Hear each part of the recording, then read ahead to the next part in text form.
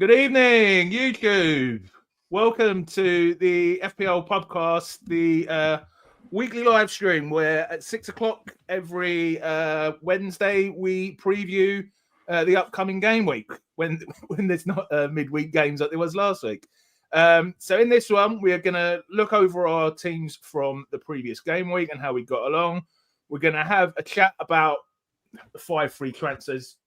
We can obviously talk about how we plan to use them later on, but whether we plan to splurge them or whether we plan to, as I believe one person here at least is doing, to save them up like a little squirrel. Squirrels do. We're also going to look at a couple of free hit drafts. We're going to have a look at next week's fixtures, some differentials, and then towards the end, what we're planning to do next game week. So, joining me today, we have joining me and Nick today, we have two PubCast regulars.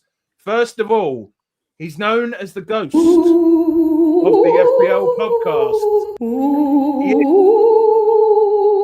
How you doing, mate? Yeah, all good. Hoping for a good game week coming up, and it'll be funny if I have a stinker of a game week, because everyone will say, oh well, you should have played the free hitting game week 13, and we'll get on to talking about it. But no, it'll be interesting to see, and some intriguing matches coming up this weekend for sure. So yeah, excited to preview those. My slides are completely the wrong way around. No.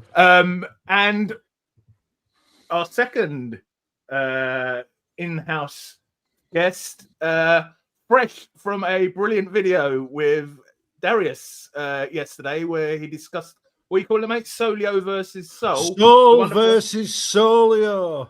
The big moral conundrum of whether to adopt the algorithms, the projection models, or whether to stick with the instincts and play the game only with your heart. It's a dramatic series. We've had FPL Fran on last week. We've had the D unit on yesterday. I've hit up Nick Triggerlips in the DMs trying to get him on Friday, but he's not responded yet. And now I've put him in a... see it.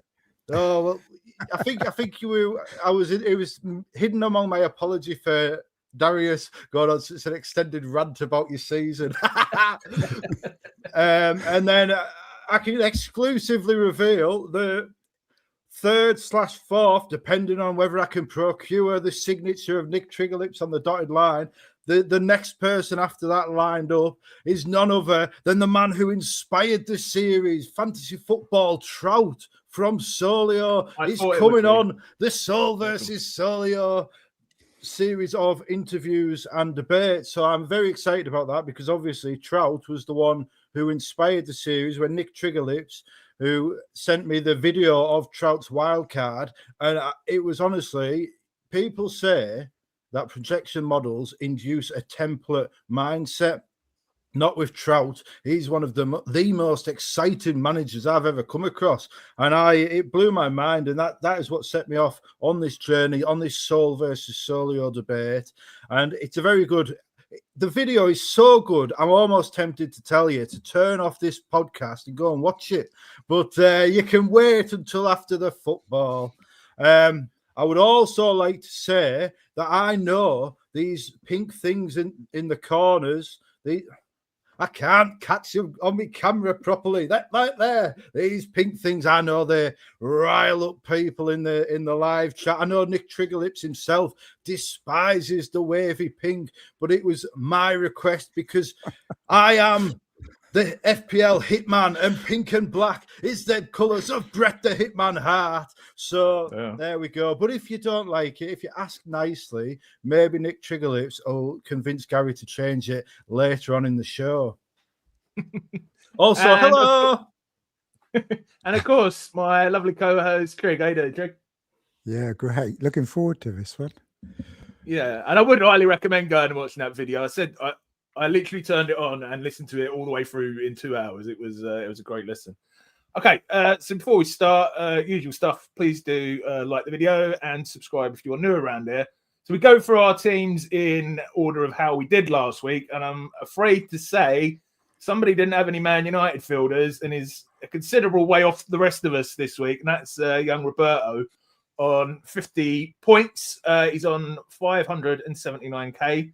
So he has Pickford in goal on 6. Garvadio, very nice with 12. Let's see if this works. Lacroix. with 2. Timber with 3. Gatko with 2. Foden 12. Neto 2. Minter 3. Thiago 2. Voltemade 2. Haaland 4. Yeah, so talk us through it, Roberto. I'm guessing that Monday night wasn't very fun. Yeah, it was a game that I'd sort of gambled against. Where a lot of people were talking about that Wolves game, and yeah, it was. I thought Man United would win. Don't get me wrong, but I didn't know if they would go that nuclear. So you know, fair play for those Bruno owners, and you know, Man United players have just been very sort of. They've been on very streaky runs this season. So if you've got on the right time, they've definitely been worth it. But it's the overall club. It's hard to buy into that team. But you know, on a short term punt, they've worked out. But yeah, I was not too disheartened with the game week, mainly because of Man City. Me this week. I mean, obviously, Haaland on the captain, I think, was always going to be the way I was going to play it because of just how impressive he's been so far, and a couple of games he sometimes looks like he's going to haul, and there's the Leeds game looking as a prime example for that. But I don't really regret that captaincy. I think it made logical sense, but the rest of the team was where it sort of fell a little bit flat. But again, my sort of thinking behind it, the fixtures, I didn't think they were too sort of dodgy, really. So maybe a bit unlucky this week, and 50 points. It's only a sort of small red arrow. So I'm hoping that going forward, these players can come good again. But definitely the likes of Voltemade, Thiago, they're there for the long term, really. So I look at them and think it's not too bad that they're blanking this week. But I was just happy to leave Lacroix in, really, so that Gary could try and have a go at pronouncing it. I've got my little button now. I'm going to get Trig to say it on the machine. I mean, I was looking because you were on a couple of weeks ago. You have gone up 400,000 since the last time you're on. Because when I was updating the slides, I noticed that. So you must have had a good couple of weeks apart from that one. Yeah, exactly. So it's sort of 2 steps forward, 1 step back. It's not too bad. Still made progress in the ranks from recent weeks. So yeah, pretty happy with it, and hopefully ahead of game week 16, I can have a stormer of a week. But yeah, there's a few sort of things that I could fix that might well be helped out by the chip I'm playing this week. So, and I did make 1 transfer because I did think, because I only had the 1 free, and I thought, well, there's no point wasting it. So yeah, I did Pickford in for Pope, which was a good transfer in the end. A lot of clean sheets. So I was surprised how many clean sheets there were, to be honest. So quite happy with that. But at the end of the day, he's a solid option, Pickford. Really, you know what you're going to get with him. Very sort of steady Eddie. So yeah, pretty happy with him. And all in all, Senesi's the only sort of thing was a shame, but I didn't see that Chelsea game ending goalless. So with hindsight, it'd be great if I'd have started him, but not too bad, I don't think. I'll just say apologies. I forgot to say hello to people in the chat when I started. Please, can you let us know how the volume is? Because we're trying a bit of a different volume set up today. Just let us know if we sound okay. Yeah, I'll mention this to you, Trig, because Kanji told me I needed to bring this up, and I'll do it while I remember. I don't know how much Gatko's injury affects this now, but we found out last night that Szoboszlai, or however you say it, Szoboszlai, Dirty Dom. Call him Dirty Dom. Dirty Dom. Even you can say that, Gary. I say that quite often.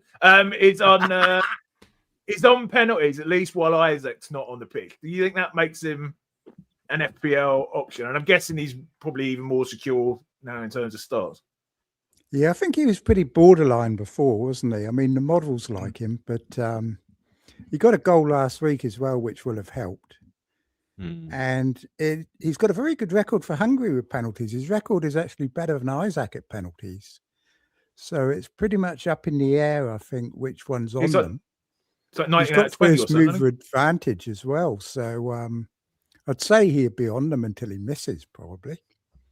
That would be my guess. But Gakpo injury, I mean, they lined up with both Isaac and Ekateke starting the other night, and Szoboszlai and the defender on the on the right, and they looked a lot better. And I saw some stats today that since they dropped Salah, their defensive numbers have improved by about 50%. They've looking really good now defensively, and everyone's now thinking they're poor defensively, but they might have actually found a solution to it, I think. So I'll certainly be hanging on to Virgil for a few more weeks. But yeah, if they continue using Ekateke and Isaac with Wirtz in the 10, they looked a lot better when Wirtz came on midweek. Wirtz could actually be an option as well. So I'm kind of thinking of waiting until they have those 2 easy fixtures in 18-19. And because I'm not yet convinced that Szoboszlai is the one. It could actually be Wirtz. Although at this point, you won't convince anybody that is the case. But things soon change in FPL. Yeah, I mean, especially after Rob saying the volume's great. Thank you, mate. A few people saying that. And hi to Podner. Yeah, a few people saying that. Andrew, do you reckon we'll ever see Salah in a Liverpool shirt again?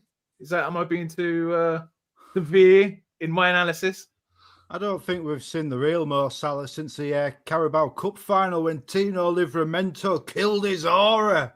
And I've been saying it for months, and you've all mocked me for it. You've all said, "Oh, he's just being pro Newcastle." What has Salah done since then? He scored about 4 penalties, and that's about it. He's finished as an asset. He had the aura removed by Livramento. No big chances, no shots in the cup final for the first time in his career. Then he secured the new contract for mega money, and then he's just gone missing. He's done nothing. However, I'm not impressed with the way Liverpool have treated him regarding this situation. Like, it is, and I know people love my unbiased, very fair Liverpool opinions, but I do feel that it's a case of, two people who have both been poor. I think Liverpool have been poor. Like, I feel like when you drop someone of the caliber of Mo Salah, the consistency of Mo Salah, who has done so much for the club, when you drop them for 3 games and you don't even give an explanation, I think that's just poor man management. And maybe that is Arne Slot's style, but I said it in my video the other night. If I'm in that Liverpool dressing room, I can never remember which is the American one I'm not meant to say, but if I'm in that Liverpool changing room, then I am looking at seeing how my manager can treat possibly the greatest Liverpool player of all time, certainly of the modern era. And if he can do that to him, how is he going to treat me? Curtis Jones was the example I used, Conor Bradley. This is not man management that is going to inspire the troops when you're basically sending your best player to get blown up in no man's land. And I just feel it was poor. However, Salah not only went into no man's land, he took a couple of grenades with him and threw them back at his own troops there. So it's, ultimately the winners are Arsenal and Manchester City as they go for this title. But what it brings to mind is Newcastle, and everything comes back to Newcastle with me. But Ruud Gullit and Alan Shearer, right before the derby, when Ruud Gullit, without any explanation, he dropped Alan Shearer and he dropped Duncan Ferguson, and then he lost the derby, and it was Ruud Gullit was gone. And it's a very similar situation. The 2 men enter this personal war. Only one will remain at Liverpool come the end of January. I think it would probably be Arne Slot. And I think if it was me, I'd get rid of both of them. And I would not be surprised if that is the outcome, because Xavi Alonso is under threat at Real Madrid. And, maybe that is the solution for all concerned. Xavi Alonso comes in and Arne Slot takes his money and goes. Salah goes off to Saudi, and becomes, the big Saudi superstar to replace Ronaldo. And yeah, what was the question? Sorry. Probably then saying apparently they had a meeting today and Salah and Slot couldn't come to an understanding. Yeah, I think they'll both. Well, I do think Slot will probably outlast Salah, but he's not going to outlast him by much, is he? It's quite clear they're engineering Salah's exit from the club, and to be quite frank, they need to, because you can't have Ekitike, Salah, and Isak does not go into the same system. There's no way you can engineer that, because Isak is as lazy defensively as Salah. Isak. The reason Isak was so good at Newcastle was because the entire team was focused on getting him the goals, getting him the ball in the dangerous areas. And that is what Liverpool have done with Salah. But you can't do that with Salah and then have Isak in that team. And if you want to make it work, you've got to make the hard choices. You've got to make those big balls calls.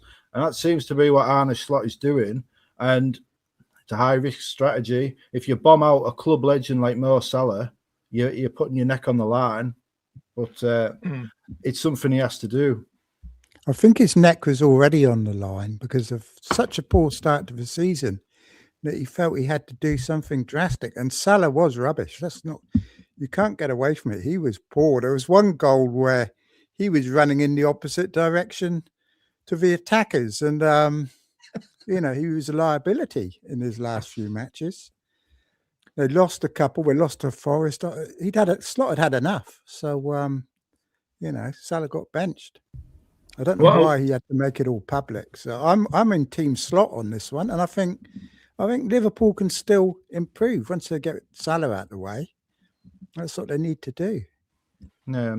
What I will say is, go back to the very original point of Dominic Szoboszlai, is that Kanji has obviously been extolling his virtues for weeks on the show in our group chat, and I have been shooting him down. But now the situation has changed. Now the formation, Szoboszlai is the main man, and there's two strikers on the pitch with perhaps even Wirtz in the hole as well. Now it's a new formation. Now it's a new system, and Szoboszlai is assuming the mantle of that Liverpool talisman. So now I do think Szoboszlai is an option. I would say almost. I would give it these 2 weeks. I'll get into this a bit later, but I would give it a couple of weeks until then good fixtures come around. And then I think it's going to be, I don't think in 2 weeks there's going to be a debate about whether Szoboszlai should be in our squads.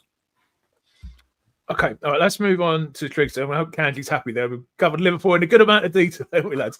So Triggs on 60 points, 144k. Sanchez on 10.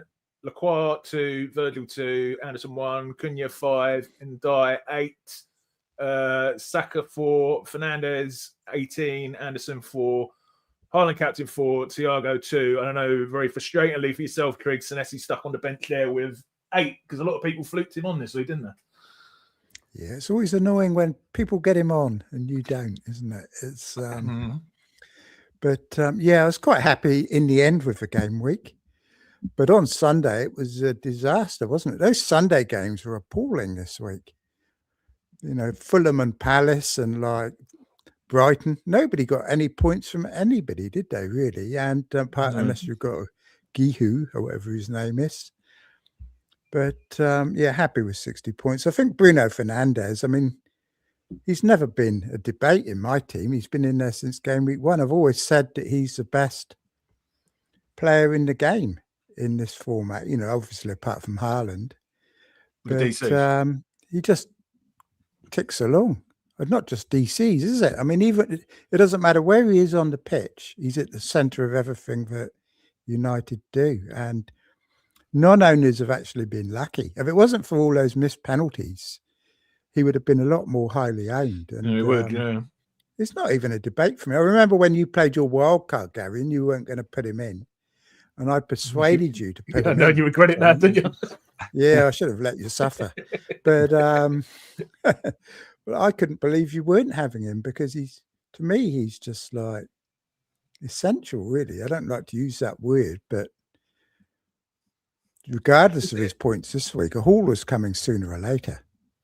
It was one of those ones. I think me and you were both on we're both on reds on Sunday, and then it was like a decent green on Monday. Same for you, Pete, probably. Yeah, Cunha helped. It would have been better if Cunha had got the 18 points and Fernandez had got the 5, and we would have. I reckon we'd have been in top 50k if that had happened.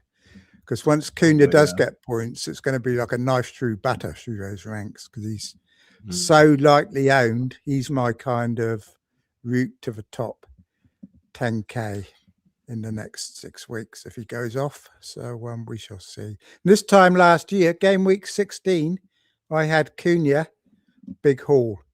This December is when Cunha comes alive. He did it last year.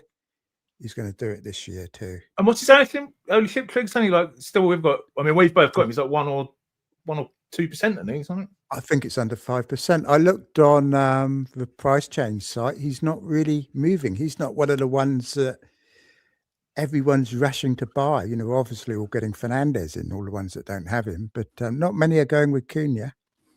Cunha is 3.7% owned. Yes. Okay.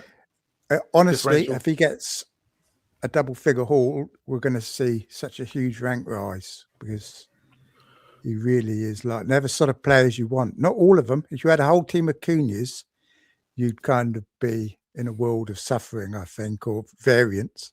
But having 1 or 2, I think, is essential to try and get ahead. I noticed you flipped onto your team pretty quick, Gary.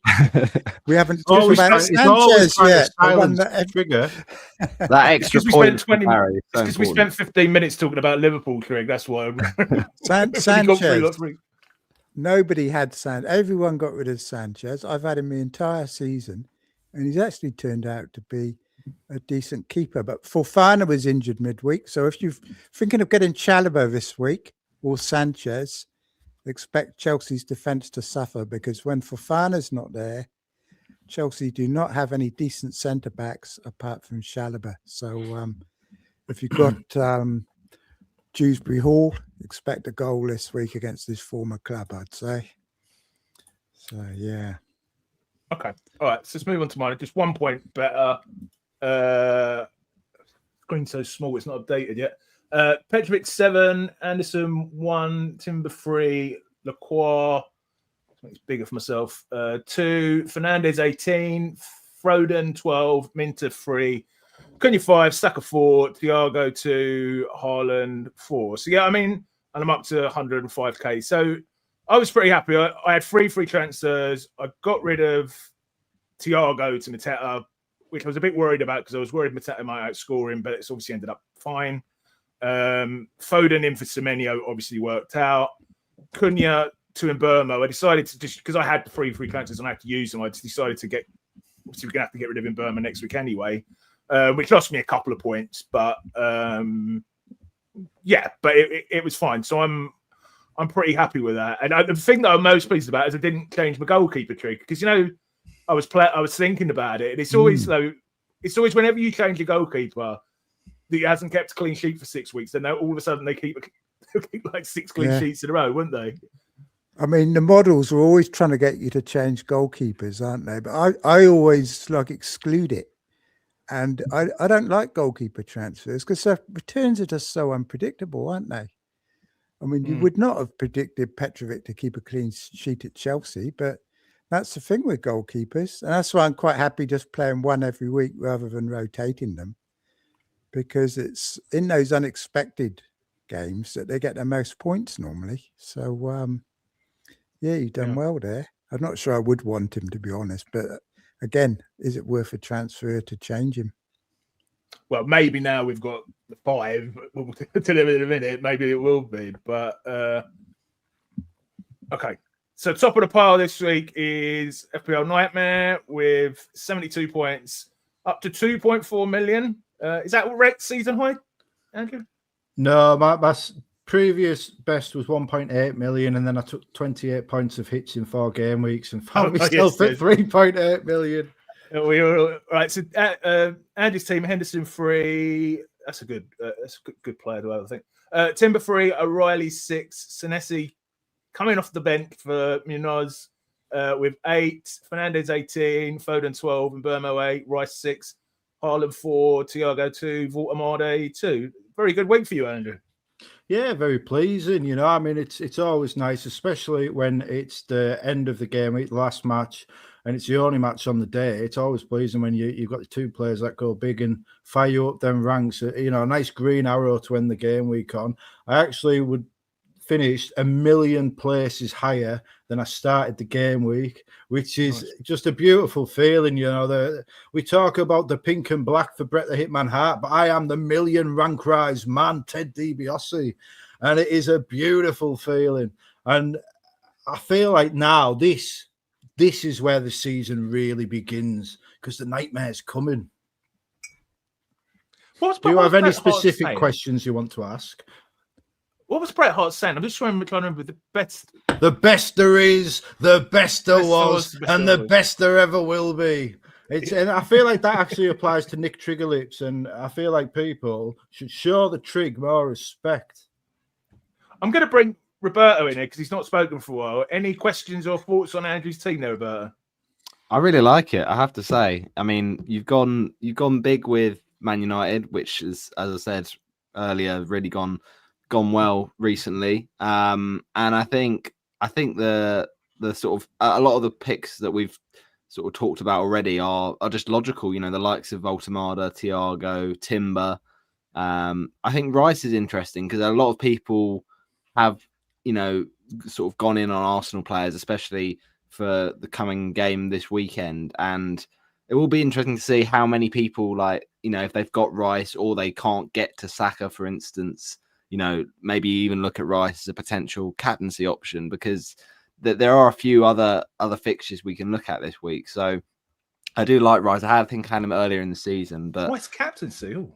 Yeah, well, it might be an outsider's punt, but yeah. I don't know why that sounds so dramatic when Rice is outscoring Saka for the majority of the weeks, and everybody's talking about Saka as a captain. I'm probably going to go Saka, yeah. I guess it's the ceiling, isn't it? The ceiling that Saka's potentially got, whereas, you know, with Rice, he's steady, but maybe not as explosive potentially. Yeah, against someone like Wolves, you know, we're probably going to tank them, I guess, aren't they? But yeah. Okay, all right. So let's move on to this game week. So, lads, obviously we're going to get on to our transfers. The fixtures are just there if we want to, make reference to them as we talk. Obviously, we'll get on to how we're going to use them later. But I just wanted to, because it's been some very different attitudes. Right, Darius said on Saturday night, whether or not he did it, FPLD unit, he was going to use all of his transfers on Saturday night. I don't know if anyone knows if he went through with that, but certainly he's planning to go on a massive spending spree. Well, I know Andrew, for example, has a different attitude. So I was just going to ask you, like, what are your? I mean, obviously, I don't think many of us wanted these 5 free transfers, did we? But they're here now. I mean, what are your vague thoughts on it? I think we're all grateful for them, aren't we? But yeah, I mean, what do you mean? What are my vague thoughts on it? On the 5 free transfers as a concept? Should we just go out and spend them and use them as like almost like another kit, or should we be storing them away?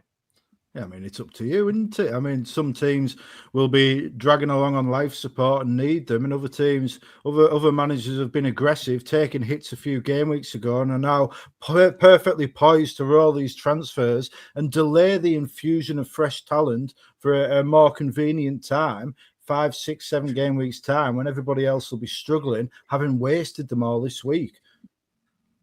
And what I would say is, how are you needing to find 5 transfers this week? Like, I don't feel like there's a big fixture swing. I don't feel like any of the players really need changing. This feels like people have been too cautious. Not too cautious, but they've been cautious, they've been patient, and now they've got this big, Christmas Brucey bonus, and they're just like, let's splurge. It's our time to have a splurge. And I just feel like I don't feel there's need to. I don't feel it's necessary. I look at all the squads on that we've just shown, and I don't feel there's any of those squads need 5 free transfers.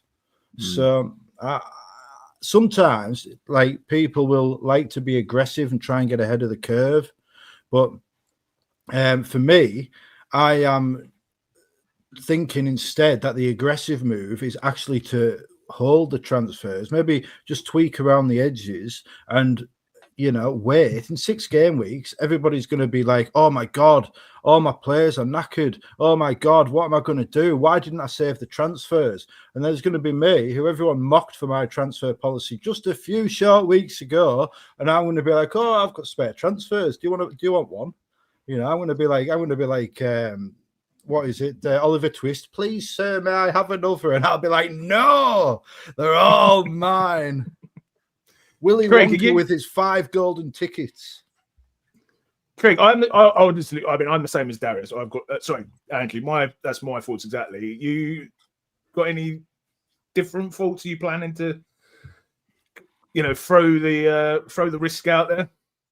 Business as normal for me, I think. I am going to use 2 this week because I had to get Foden in with one of them, so I went early on Foden.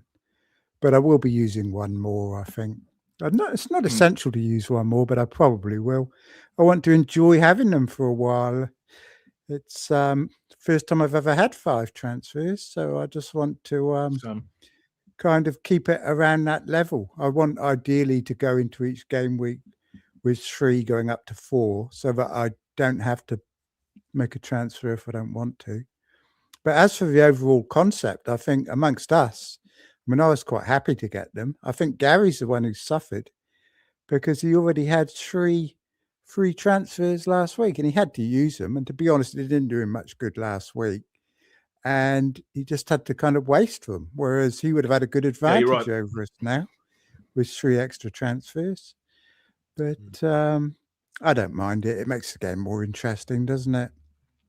And I still think it'll help the better managers in the long run. But I'm going to give a double question to you, right? So, first of all, briefly, your thoughts on that. But also, secondly, and I'll just fire these questions at you guys rather quick, each of you individually rather than going through them one by one. But you have chosen a free hit this week. I know, and we're going to look at your draft later. I know Andrew is considering it. Why this week? Is this the best week between now and 19 if you still got that chip tucked away in the bag? Yeah, so it's sort of a question of so to address the first point about am I happy with the 5 free transfers, the answer is yes, because it kind of played into my chip strategy. So the thinking is that game week 17 I'm looking at doing the bench boost, and so why it's quite handy. In previous seasons this would have been a bit of an issue, but to free hit into the bench boost, but because I can carry across those 5 free transfers to help me make that bench boost squad, it kind of works quite nicely in tandem. So free hitting this week kind of allows me to attack this week with the fixtures, some of the teams in particular like Arsenal, Man United, that I haven't got loads of assets from that I can sort of stack up on, and then I can then use those free transfers that I carry over to sort of get my squad bench boostable, really. So yeah, that's sort of the reason for playing it this week, and to me it just makes sort of sense because then I can sort of get when we get to sort of second half of the season and we have another wild card, then I can sort of strip things back and jig things around when we've got another bench boost as well. So it kind of just allows you to shake things up enough that gives a bit of different options, really. So yeah, I feel like it's quite nice in terms of the timing of the chips and when we need to use them by. The only disadvantage is that you miss out on all the price rises. So you're going to have to pay a lot more for the players that you don't have. That's a good point. I'm probably just going to sort of go with lowly owned players, and if the prices sort of restrict me in that sense, then I'm happy to sort of take a few punts. Because I think bench boost wise, I want a sort of good squad. So that might be the one where it hurts me a bit more. The free hit, I can probably afford to be a bit more experimental with some of the picks. But yeah, whether or not that's what I'm being with this draft you're about to see, we'll find out. But I feel like it's makes sense to kind of go for it a little bit more on the free hit. I feel I'm like just going to put that comment. Sorry, Andrew, I just want to put his comment back up because it's who we know is very supportive of all our channels, saying nice that one of the experts, I know they hate being called that, is thinking the same. Most people might be, and if you want to call me or Roberto experts, I think we'll take it. Roberto, I'm not sure about Trig or Andrew, but call us experts all you like, mate. It's very kind. Yeah, man. That's that. They know their stuff. These subscribers, they're addressing us with our proper titles. I know it's the done thing to be humble, but I actually think I know more about this game than anybody in the world. And people dismiss that because of my rank history. But the way I play the game is a choice. Like I can tell you the moves to make because they're not like the safe moves are fine. But when you play a different way, when you're trying to create something special with this FPL. With this game we all love, you're trying to turn this simple spreadsheet game into an epic story. You have to play a bit differently. But I would go so far as to say I am the most expert of all the experts, even more than Nick Triggerlips. And I am also pondering a free hit. So, but I'm not set yet. But that, of course, was tongue in cheek. But because I know everybody likes to be humble. Oh, no, I'm not an expert. I just get, people call me that, but I'm not. Well, I am, But what I would say is that the key factor you've completely forgotten there, Roberto, unless I was just zoned out, which is always a possibility because I woke up about 20 minutes before we went live.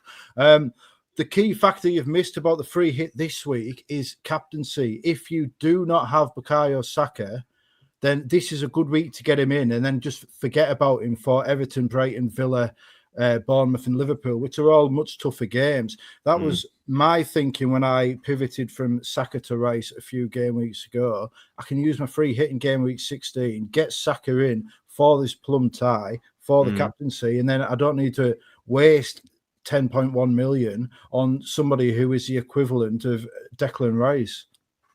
Yeah, how do you know that I've forgotten that, Andrew? I might well have made that the key point in my team. Yeah, well, you maybe own Saka, so that maybe isn't a consideration for you. But to expand upon the free hit, because I am nothing if not a screen time hog, and I will maximize every opportunity to talk I get. What I would say with the free hit I'm just like Roberto, but more charismatic. Sorry, I'm being a bit of an idiot. I'm being a bit of an ass. But what I would say, if you are considering the free hit and you do still have it used, look at those fixtures. What are you looking for in a free hit?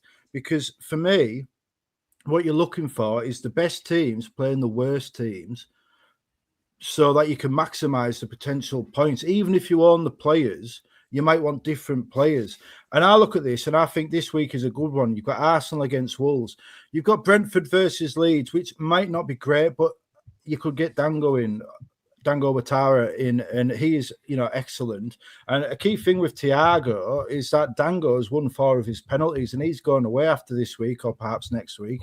I'm not entirely sure. So this is the time, if you're going to free hit, to get Dango Ouattara in, and it could actually see a knock on Igor Thiago. You've got Chelsea against Everton. Now, I think Everton will probably come to the Rob T numbers later. I think they've maybe underestimated Everton just a bit. I feel Everton are being a bit disrespected, but that is a good fixture. You've got Fulham against Burnley. Like, you're not going to want Fulham players. Only the most docile of managers would own Fulham players outside of a free hit. What are you talking about? but also, Man City and Crystal Palace is a tough fixture, and most people will have Man City and Crystal Palace, so you can remove players from that fixture and put the funds elsewhere. Now, this is quite a wordy point, and I will turn my microphone off for 5 minutes after this one. Next week, game week 17, who are the fixtures to target? Well, this was my original target week, game week 17. Bournemouth versus Burnley, Brentford versus Wolves, Brighton versus Sunderland, Liverpool versus... That's it. Brentford versus Wolves and 17. Liverpool versus... Oh, yeah. Sorry, I misread. And Man City versus West Ham. They're the 4 teams you'd target next week. They're good teams, and you might not have players from there, from the likes of Brighton, Brentford, Bournemouth.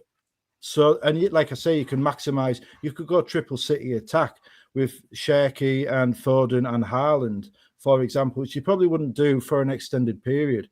Game week 18, I like the look of game week 18 because you've got Liverpool versus Wolves, Ekatike and Isak, Szoboszlai. You could go for that triple up. You've got Verts. You could, and we've got a couple of weeks to see who are the optimum ones. However, who are the other fixtures to go for that week? Everton are playing Burnley. Fulham are playing West Ham. We are losing the quality against the weaker opposition in 18.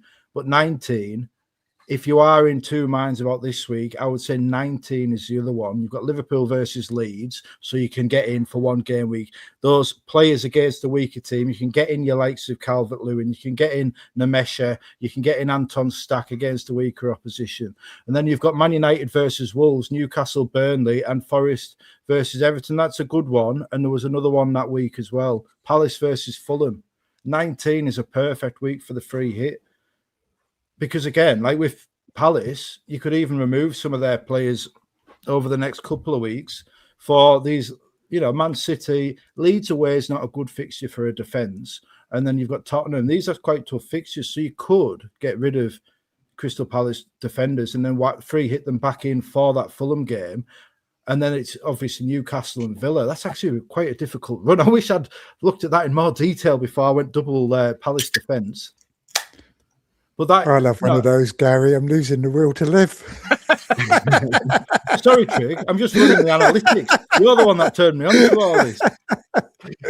But if you are looking for an avenue to attack, selling your Palace defence this week and free hitting them back in game week 19 looks beautiful on that. Thank you. Okay, we're going to mute Andrew for the next 5 minutes. Cole Med just saying, obviously, the legendary Cole saying, show us some support, and Ua also saying, love the FPL poet. So that's doing his poetry there. So, lads, I'm just because for the interest of time, I'm just going to come to one of you to answer these ones. To be honest with you, I probably shouldn't even put this one in. But say, let's say you are trying to cluster up your transfers like the squirrel with the nuts, and you can only bring in one of Bruno or Foden this week. Trig, who would it be and why? Bruno. I think he's essential. Foden is okay. I mean, I'm having Foden for a few weeks. After the West Ham game, I might kick him back out. But I don't see Bruno and Foden as being in the same bracket long term. I know the D unit loves Foden, but he thinks Foden walks on water. But to be honest, I'd much rather have Bruno. And I think that Bournemouth game that United have got could be a big one. That's where I'm going to get our Cunha points. Although I'm very worried about Bumo for that match because I think that's really going to suit him playing Bournemouth. But definitely Bruno though. Roberto, are we overlooking Kieran Dewsbury Hall? Let's talk FPL. Was had a lot of luck with him, didn't he? I mean, I had him earlier in the season. He was sensational. He did. I feel like I've let go of all of my good players now, and my team is in need of an emergency chip to get me back on track. But I really like him. I mean, if it wasn't for him, I would be considering Chelsea defensive assets this week. But he has been really good. He's just been very consistent. And the thing about him is, that Everton don't need to win games for him to return. As he showed in the game against Newcastle, he can just pop up and get something. So I really like him as an option. I think he's definitely one to, if you want a bench boost soon, could be a good option to have in your squad because he's not expensive and he's very reliable. The fixtures aren't great outside the Burnley game for Everton, but it's not the end of the world. He could just be there to sort of tick along in your team. So happy to see him. Happy to see him in a lot of people's teams. I think makes a lot of sense. Okay, because Andrew's on the mute step, I'll answer this one. Minter, I'll ask your opinion as well, Andrew, because you did comment on this on my members only video this week. So listen to these fixtures, right? I reckon probably 3 of the best fixtures in the league, apart from maybe Wolves, and then maybe arguably, if you want to call Liverpool still hard, the hardest 3 fixtures in the league. So Liverpool, followed by Sunderland, followed by Arsenal, followed by West Ham, followed by Burnley, followed by Man City. And all those Liverpool, Arsenal, and Man City games, I believe, are all away. Andrew, Minter, am I crazy for doubting him? Well, I don't think so. I mean, he's not an expensive player, is he? So you must have a substitute you can bring in to play. I mean, even if you play a defender for the tougher fixtures, there's plenty of cheap defensive options that can match Minter's expected 2 points in those fixtures. But I wouldn't worry about Yankuba Minter. I mean, he's going to do well against Liverpool. He plays right wing, and left back is Liverpool's most problematic position. They've either got Robertson, who's a bit past it, or they've got Kirkes, who's like away with the fairies half the time positionally. So I think it's a nice fixture for Yankuba Minter. He also seems to do well in bigger games, but I don't know if that's just because he does well against Newcastle and that's tainted my view. But I wouldn't be worried about playing Minter this week, or against Sunderland, or against West Ham, or against Burnley. So it's only that Arsenal fixture. And, he could be up against Miles Lewis-Skelly, who's a midfielder out of position. So there is talk that Minter's been playing more as a wing-back in the last couple of matches. But, I think it's silly to sell him this week. Apparently, he's in the top 10 players sold this week. But they've got 3 lovely fixtures coming up. Yeah, he's being quite heavily sold. And he could always get something in one of those harder ones, couldn't he? It's not like it's impossible. People are very short-sighted. I mean, he's just had a couple of blanks, hasn't he? Although you can argue that a lot of his assists are quite jammy that he got. But, I mean, it's not as if the numbers for Brighton on the projected goals are even that poor. They're higher than Crystal Palace.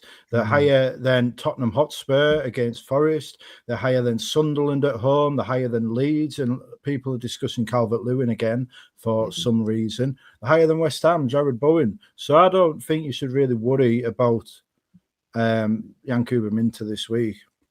I think it's more that people want to get on Szoboszlai and players like that, don't they? Or Dewsbury Hall. Maybe it's a tactical move to free up some cash. Bruno Guimaraes.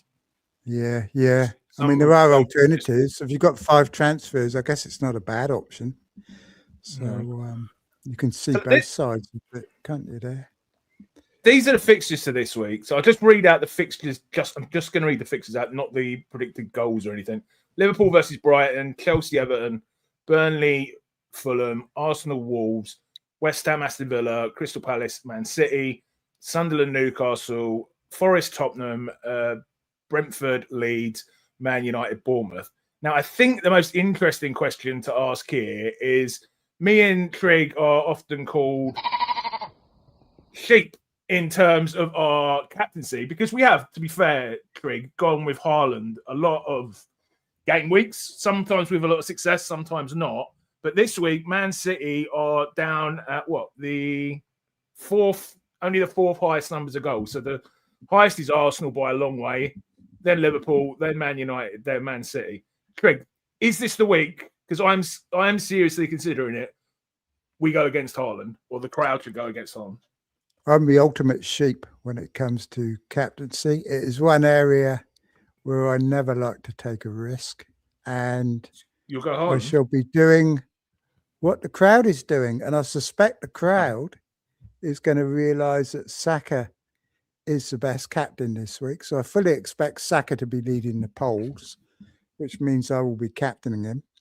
And I watched the Solio video today, where it was very interesting, where they looked at Saka and they looked at what happens when Saka only plays 60 minutes, and he still came out ahead of Haaland in the projections, even if he only played for 60 minutes. And they even reduced Man City's attacking stats, and still Saka came out as the top captain because he's so far ahead of the next option that even if he plays 60 minutes, he's still the best, because Wolves are just awful.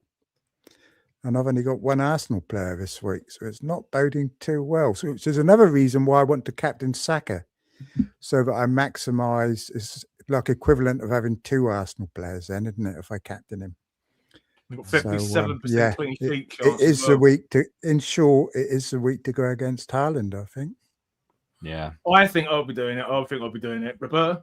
I think, with the Arsenal team news tonight, it was quite important to see if Saka would get that rest, and he isn't starting. So the fact that he's getting that rest, I think, makes him favourite option to captain, to be honest, because that fixture is just such a good one to attack. And although Saka in the past has been sort of hard to predict sometimes when he hauls and when he goes big, I think this is the sort of fixture where he could definitely do that. And with Man City away, I think you got to back against the captaincy with Haaland. It's very interesting that Saka isn't starting tonight. I think that pretty much cements it, really, doesn't it? Probably, yeah. Have you got the team sheet there? What I would also say, though, in regards to that, is that it is important to remember that the other key factor from that consideration is that Gyökeres starts, and Saka has never scored he's never got double figures when Gyökeres has played. And if that might be because, Gyökeres poor finishing, it might be because the style of play changes when Gyökeres is up front rather than Merino or Trossard. But that is something that people will probably overlook in the excitement of Saka being rested. Timber's rested as well. Timber's not even on the bench, brother. Very nice. Oh, no, not so nice. Both Merino and Gyökeres are starting. Martinelli, Madueke's starting. Odegaard, Lewis Skelly, Hincapi, Norgard, White, and Raya. So pretty much a complete B team there. They've qualified. Saka is definitely starting at the weekend, isn't he? So Captain Saka it is. Yeah, they've essentially qualified in Trig, so they can play. Yeah, they're already top. Yeah. Andrew, any thoughts before we move on? You don't have Saka, do you? What about Rice? Well, for captaincy, yeah. Is this the week to go against Haaland? Well, my strategy now going forward will be to go against Haaland pretty much every week, because he's a great player, but there are other great players, and it is hard. But what I would say is every season Haaland does this. He has an explosive start, and then he drops off and becomes merely consistent. And he'll always get the goal. You assume every week Haaland's going to get 8 or 9 points, and then the challenge is, can you beat 9 points with a player? Obviously, last week Bruno Fernandes got double that, and so I think for me, I'm going to actually, unless he's playing like Burnley or Wolves, I think I'm going to go against Haaland every week. But even those games, you could go Foden, you could go Shirky, you could go Nico O'Reilly or Gvardiol. So, I'm 2.4 million in the ranks. I am over 100 points behind Gary, who is, of course, lest we forget, ahead of FPL Harry. And for me, I have to take a few gambles. And the question is, what is the quickest way to rise up them ranks? And that is trying to beat the most captain player every game week. And I think I can do that. Now, this week, maybe there will be that advantage will be reduced because of people going for Saka. I don't have Saka. If I don't free hit, I probably won't get him. But there are other options there. You look at Liverpool. Maybe I bring in Dirty Dom Szoboszlai, and Dirty Dom, and 2.01 for Liverpool. That's exciting. That is exciting numbers. Maybe I bring in Ekatike for Voltemade and try something a bit rads. Maybe I bring in a Chelsea player. Maybe on a free hit and I get Saka, but I look at those odds and I see 7% for 0.56 for a Wolves goal. Maybe I go Ben White. Defenders have been doing the business. Ben White is a very attacking fullback, and if he's going to keep the clean sheet, then Saka, who may only get 60 minutes, would need 2 returns at least to beat him. And then if White gets an assist or a goal, he hasn't played a lot of football the last year or so, but when he was essential. There's a reason he started last season £500,000 more expensive than every other Arsenal defender. So, or even Bruno. Is he nailed on for the weekend? Ben White, well, this is the thing, isn't it? It's like, will Saliba be back? Will Gabriel perhaps be back? We don't. I've not heard any updates. And that would be his third game in a week, which is a lot of football for somebody who we saw with Lewis Hall. Lewis Hall was rested against Burnley at the weekend, and it's a similar situation, really. But I mean, there are options. Morgan Rogers against Aston Villa, he could be against West Ham, could be an option. Bruno Fernandes against Bournemouth, who have been absolutely abysmal away from home, lest we forget, and may even be without the iconic Senesi. So there are options there. Whether I want to take on Saka and Haaland is a different story, but we'll see. But yeah, of course you can go against Haaland, and depending on where you're in the ranks, maybe you should be going against Haaland every week. Some weeks you'll lose and some weeks you'll win. Swindler, they're saying he's you'll get smashed. 1 point ahead of me. 1 point ahead. Right, let's move on, because we've been going for an hour now to our new differential section. So this, for anyone who's new watching, we pick a differential every week under 5%, and over the course of the season, we're adding up who has done best. So last week's winner, I believe, as again my slides are too small, was Kanji, who had Gordon for 10 points. Andrew got 5 from Cunha, as did I from Raul Jimenez. Isaac blanked for Trig. The league leader, Darius, with 7 points from Mount. And your James came in with 6 points. So currently, Darius at the top, myself second, Trig third, Nightmare fourth, Candy fifth, and Roberto, the ghost, unfortunately, at the bottom of the table there. Let's go on to our differentials for this game week. So Trig's gone Damsgaard, Nightmare's gone Harry Wilson, Roberto's gone Traore, D-Unit's gone Dango Atara, I've gone Hincampi, and Candy's gone Lewis Skelly. So, lads, I'm going to ask you to justify your selections to me. Roberto, when I watched D-Unit's differentials video yesterday, he seemed quite surprised by your Traore choice. Do you want to defend it? Yeah, it's a wild pick, but, you know, this is the sort of fixture he's going to be fired up for. And I knew it would get under Andrew's skin, so you know it's an interesting one. But no, Adama Traore, I've been very impressed with. Bertrand Traore, I've been very impressed with from what I've seen of him. You know, when he was at Aston Villa, he was a very, very sort of lively player, and this is the sort of game where 0.1% owned for a match that he's going to really be going for. Newcastle defensively, you know, they've had a few injuries. I'm not sure if this is going to. I think this is going to be a high-scoring derby. So I think Traore, you know, only 5.5 million as well. You know, very cheap. If he wanted to take a punt on a free hit team, I don't hate him at all. And you know, he's scored recently, so he's got a bit of form. So yeah, I like him. I think he's going to go under a lot of people's radars because he's not ripped things up. But I think this could be the game where he has a great one. Come on, Andrew, say what you want to say. And Harry Wilson, tell us walk us through your pick. Right, first of all, I didn't even know which Traore you're on about because I've looked it up. I've brought it up on my website on my monitor. I'm just going to run some numbers. 55, 62, 63, 63, 0. Those are the minutes he's played in the last 5 matches. I'll run up some expected goal involvements. 0.00, 0.00, 0.00, 0.03, and 0.14. Like, I've heard of wild punts, but this might be the wildest punt of all. This is so wild, the punt has veered out of the stadium and crashed the cars on the motorway. If it comes in, I'm going to have to assume that you are actually a ghost sent back from the future with knowledge of forthcoming events and demand you be banned from the differentials game.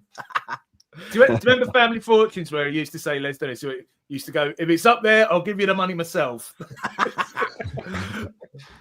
Harry Wilson, Andrew, talk to your pick. Harry Wilson, yeah, I mean, he's in great form, isn't he? He's, form is obviously a big thing in the differentials when he's trying to pop a 1 game week score. He's got 8 points, 10 points, 2 points, 1 point, and 10 points in his last 6. And he's, what's that? Quick maths, 26, 28, 29, 39 points in 6 games, which is an average of 6.5 points a game. He's up against Burnley, who are, quite a woeful team, really. And, it's just a form pick. And also important because people are looking at bringing Harry Wilson in. Alex Vollo on Twitter ran some analysis earlier, and what he said is you need to urge a bit of caution here because Alex Iwobi is off to the AFCON, and Iwobi is the main man for unlocking low blocks, firing penetrative passes into the final third and creating chances. And without Iwobi, Harry Wilson will be diminished as a player. So he's apparently over twice as productive when Iwobi is on the pitch. So if you are looking at Iwobi longer term, Harry Wilson longer term, that is a consideration to factor into your thinking. Thank you, Alex Vollo. But of course, this week it's just a 1 game week punt. Why not take the form player against the weakest team? Trig, you've got another Brentford midfielder this week, mate. But it's Damsgaard this week. Talk us through it, mate. 0.6% owned. Well, Darius was in my ear. Pick one, Trig. Pick one, Trig. Trig. Pick somebody. So I opened it up, saw he was under 5%, and said Damsgaard. So he's due. Let's just say he's due, a bit like Roberto's pick. And Shardy's out injured. I think he might be okay. I mean, I wouldn't buy him, put it that way. But he could be an interesting one this week. But I do prefer Harry Wilson, to be fair. Or Dango. So I'll explain my one. FPL review. Lewis Skelly. Is he going to start? That's the only. I think Candy's probably got a better pick than me there. If he starts, is he starting tonight? He's starting tonight. Mm-hmm. So maybe he won't start then. I think that Darius may have got the best pick again with Tara. Did he pick first? Probably didn't, did he? I'm not sure. I think I had to pick first, which is strange. Looking at my choice. That's twice as good. Well, anyway, okay. Well, let's move on to Roberto's free hit team. Right. So while we've been talking, I've been doing a poll. We've had 86 votes this week. Are you using the chip? No, 72%. 19% on free hit. 5% on wildcard and 5% on curable captain. So that's 1 in 5. That's a decent number are going to be on free hit. So Roberto, we're going to look at yours and then we're going to look at a couple of free hit teams Andrew's prepared for us. So Roberto's free hit is Sanchez in goal at home to Everton. Hincapie, is it Hincapie? Am I saying that right? Hincapie, I think it is. Hincapie at home to Wolves. Anderson away to Burnley. Oh, I'd love to see a bit of Anderson.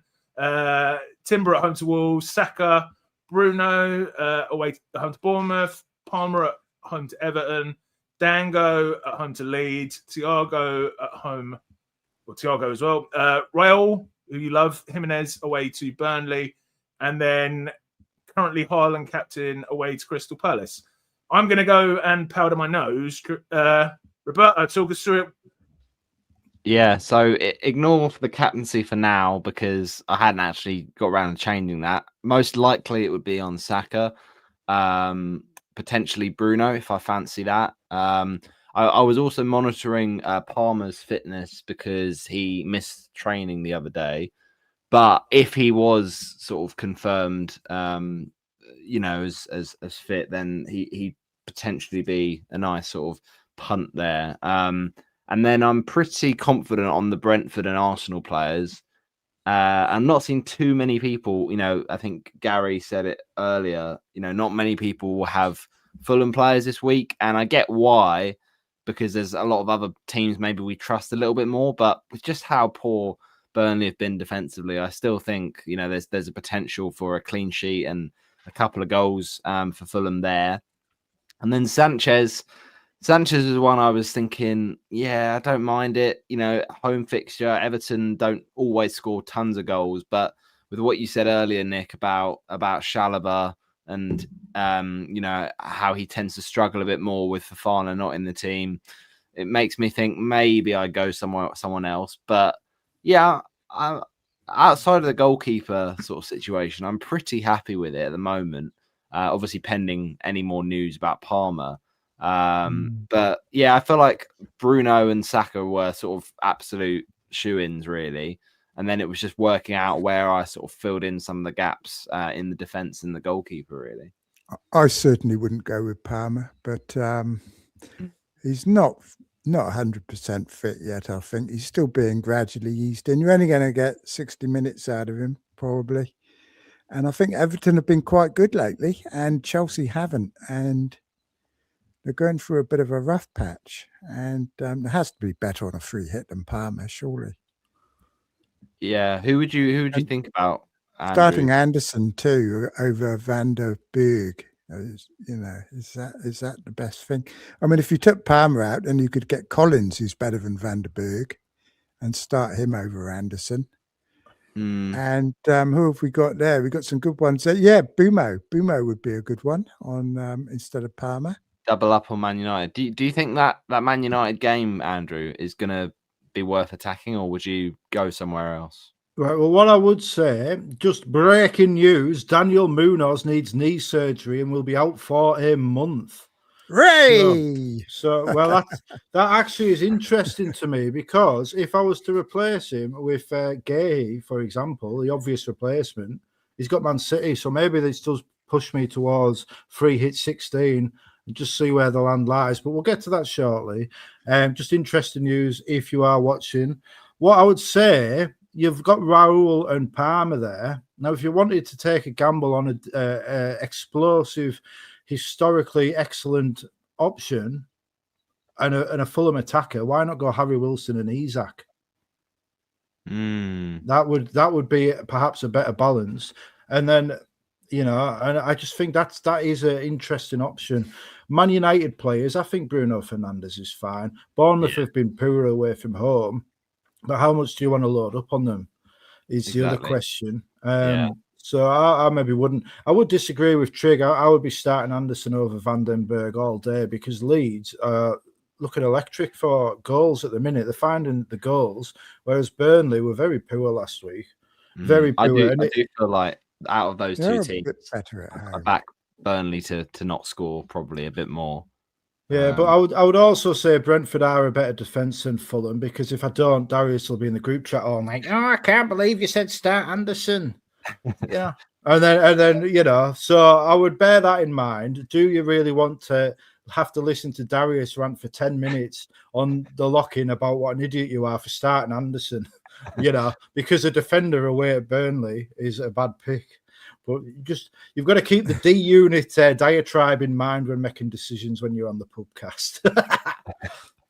Yeah, it's one to consider for sure. And like I quite like Van den Berg. I think although that fixture is maybe not necessarily a clean sheet, he ticks along Van den Berg quite nicely, you know, especially quite decent for defensive contributions. I mean, Collins is also a consideration.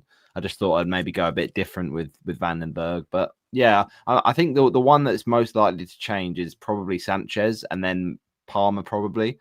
It's just how I fill out those other two spots, which is something I'll be tinkering on in the coming days probably. A Villa player would be a possibility as well, wouldn't it? Who are they playing? Oh, they're away from home, though. They're not so good away from home. Yeah, although West Ham's a good fixture, isn't it? So yeah, they have been improving a little bit, though. And another could just get someone like Rice. Just yeah. Doing a little poll here. What do you rate Roberto's hit draft? I'll leave Roberto's draft up for another minute. So far, we've got amazing 5, great 25, okay 45. What is the Ghost doing? 24%. I think it's a very good draft. I don't know if I'd be going for Raul Jimenez. I think that's the weakest, and Palmer as well. But I think the rest is fine. I would maybe like to see a little bit more risk taken. Personally, does he need Haaland on his free hit if he's not captaining him? This is perhaps, but then what I would say is if you go on Haaland, why not take more risks elsewhere? Like, do you need Timber? Why Timber when you could have White? Or that's a good segue to your free hit teams there. Yes, that's it is. true. Yes, it is. So let's move in. All right, okay, I'm gonna have to read that too. So go on. Andy, you take over. Before, right, what I will say is these two teams were featured on Solio's video this morning, and yes, you all know I'm having the whole Sol versus Solio battle. Go and watch my videos on the subject after the pubcast. And what we have on the screen here, these are the two teams Solio predicted, and I find this quite interesting because people do say the projection models are very template, but you can see these two teams are actually quite different.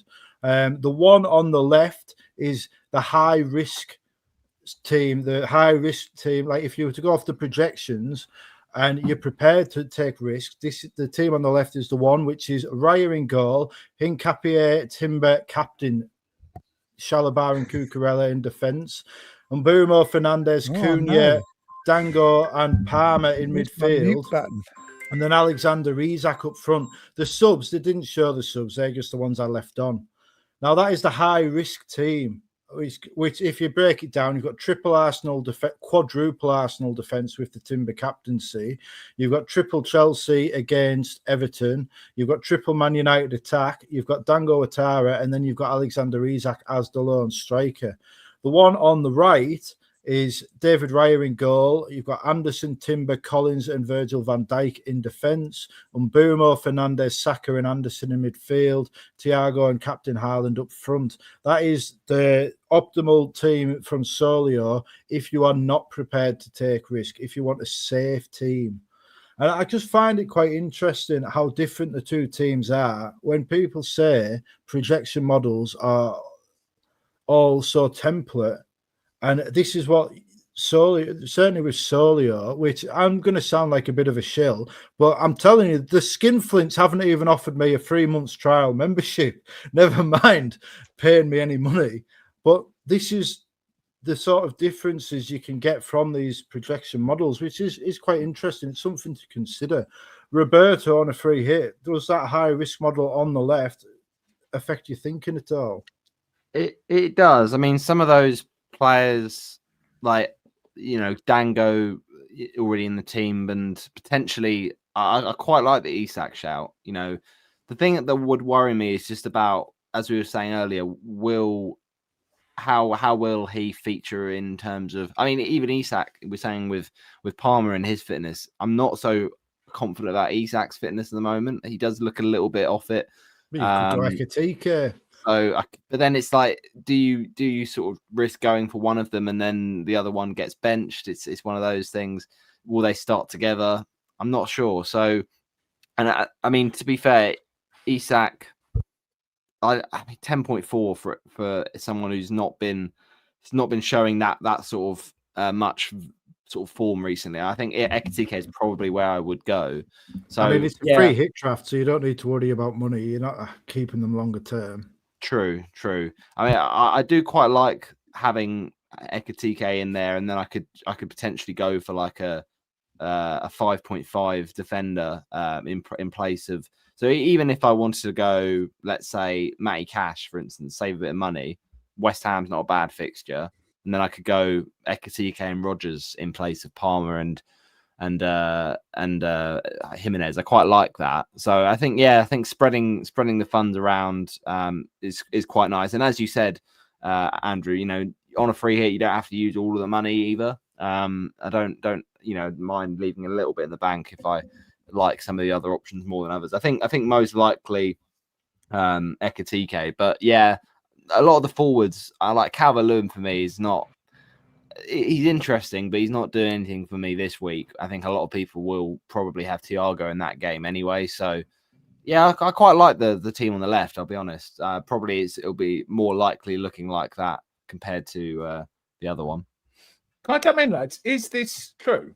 Solio Premium model will be free if Tielemans scores or assists this year's for a week between Christmas and New Year. For a week? I wouldn't hold your breath, though. He hasn't. He's got to score 4 goals every week. Yeah, that's not what happens. No. What the situation is, because Solio was quite high on T elements in pre-season, and what they came out and said was, they obviously got that one quite drastically wrong. But so what they're going to do is, if Tielemans scores or assists before Christmas, then from Christmas to New Year, they'll make the whole site free for anyone for 1 week. Okay, well, that's good. If it was me, I would do it.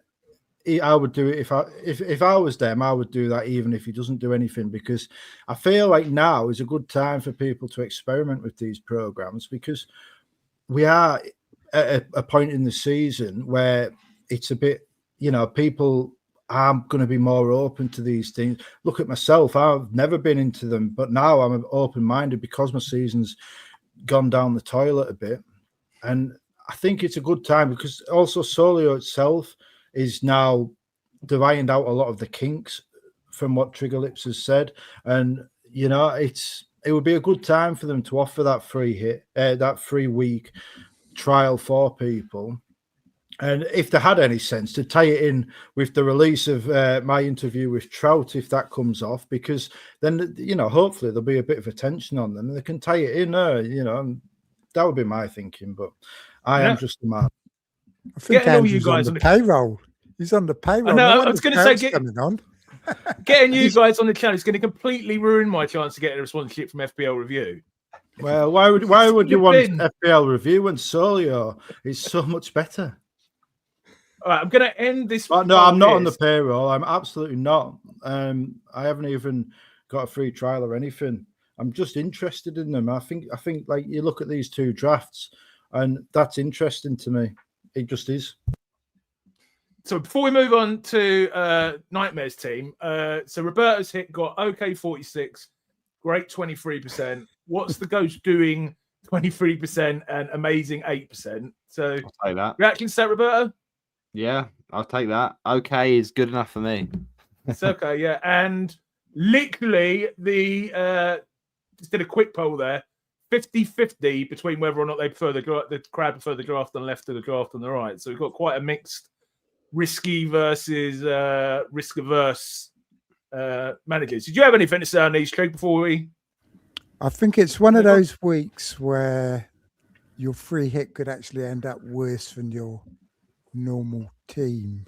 It doesn't look that clear to me like it did when we played ours.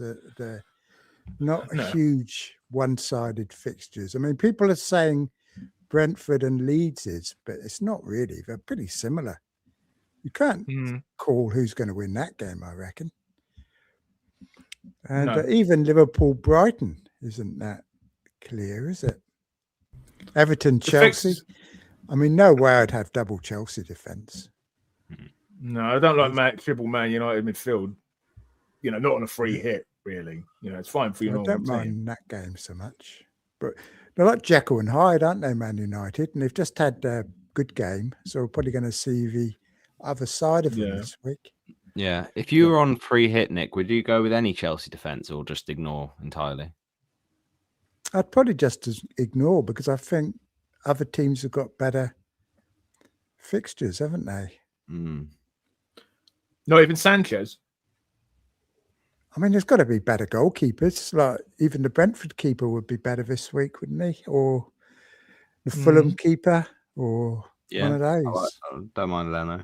That's decent. What I would say is that both of these drafts have Raya in goal, and I just feel like there can be more gains made elsewhere in the Arsenal squad. Yeah, that's David Raya. That's what I was thinking. Even if it is Ben White or Declan Rice or Gyökeres, Mikel Merino. Solio team, isn't it? They just love Raya. Okay, that segue into the man who is not yet free hit, but is thinking about it, which is Andrew FPL Nightmare. So his team for game week 16 is Henderson against Man City. Munoz. Did I say when I was powdering my nose there that he's out? Out for a month. Knee surgery. Oh, wow, okay. Timber against Wolves. O'Reilly against Crystal Palace. And Burma and Fernandez at home to Bournemouth. Rice at home to Wolves, Crystal Palace away, Foden away to Crystal Palace is his Haaland, Voltemade away to Sunderland, and interesting captain there of Thiago. So, I mean, what are your actual? Give us some probabilities on your chance of free hitting, and what will you be planning if you don't hit that free hit, Andrew? Well, they've certainly gone up now. Munoz is out because I've got Munoz, Senesi, and Longstaff potentially out. Yes, I've got 5 free transfers, but I would, if I'm getting rid of Munoz, I would probably like to bring Gehi in, but then I need to weigh up what Palace are going to be like without Munoz as well, how that will affect them. So I'm not entirely sure. Man City is the best game to make that judgment, so it's a difficult one, really. I would say they've gone up now. Also, because of Saka, I don't have Saka, and he is a very good captain. I don't like the idea of Mukiele ending up in my team for the big derby match. You're more likely to free hit. Now I am, yeah, because I've got more injuries, got more players out. Yeah. Are you not worried about the prices? I've got enough team value. I took the hits, and I've got, I got Thiago at 6.1 million. I got Foden early. I got Rice early, and people are loving him at the minute. I got Mbumo early. I got Bruno Fernandes early. Timber. I've got enough money if I want to spend it. How much in the bank? I don't know. I need to stop putting on the slides. You're asking a question now. If I go it's weird we don't know this. It's all right. I've got 0.4 million in the bank, but I've got a lot. There's a lot of money as well if I sell these players. Like if I sell Thiago, I'm going to get 6.6 million, where people are paying 7 million for him now. On Boomer, I'd get 8.3 million for him. Declan Rice, if I sold him, I'd get 6.9 million. Timber, I'd get 6.3 million. So I do have a lot of money. Munoz, I've 5.9 million I get back for him because I got him quite early on. So that's what I was thinking of. Yeah, there's money. You can't get to Saka though. You can't get to Saka very easily. Well, you'd be surprised because if I sold Voltemade, that's 7.3 million. That's down to Guiu. That's 3.1 million saved. And then if I sell Munoz down to Rodon, for example, Henderson. You behave, Trig. You behave. I'm not quite Andy Analytics just yet. Yeah. But, so I'm not worried about money. There's options there, and I think this does highlight, Angelo. You've got a lot of players there to go. I think this does illustrate, looking at this compared to the free hit drafts that we just looked at, what Trig said could backfire, couldn't it? I think so. I mean, would you be surprised if you found out that Man City beat Crystal Palace 4-0? No, I wouldn't. Especially with Munoz out, I wouldn't. Yeah. They've had a lot of football. They're missing. There's some talk Ismail Assar might be back. Maybe Sarr will play wing back. And they've got to play Europe again this week as well on the first. So, like Man City get an extra 2 days rest. Yeah, 1 day's rest, extra 1 day's rest. Well, I now think lost Munoz. Yeah, well, this is it. I mean, I might start Dubravka over Henderson. That is a possibility. But now I'm thinking Henderson's going to get the save points, so maybe I won't. I don't know. Yeah. If I'm being quite honest, there's so much talk and so much overexcitement going on. I've kind of stepped back from thinking about my team because I'm quite chilled about it. Price rises, let people spend the money. I've got the players everyone's trying to buy, so I'm not considering starting Dubravka over Henderson. Yeah, I am considering it. I think that might be a sensible move, but I didn't think they looked very good last week either. So it wouldn't surprise me if Fulham scored as many goals as Man City anyway. Yeah. So I'm pretty open-minded still. The move I am considering is, and it would probably end up having to be 2 transfers, but that's fine because I could get the money from Munoz to Gehi or Richards, would be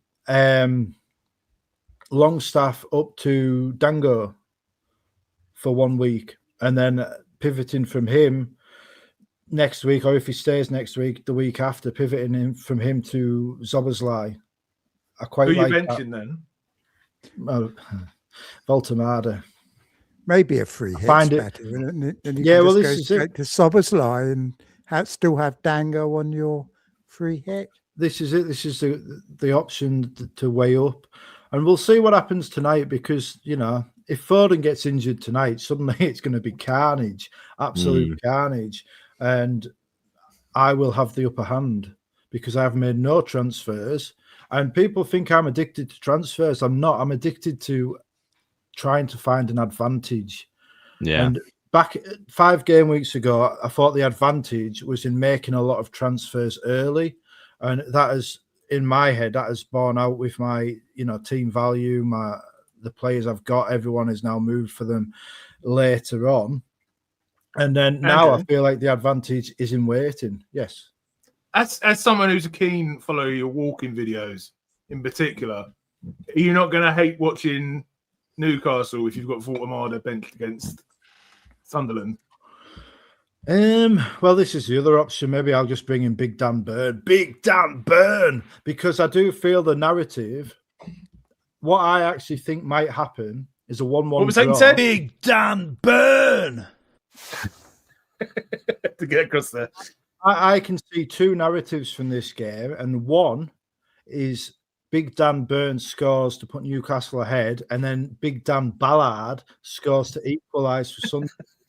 Yeah. That feels like the sort of result that often happens in a derby.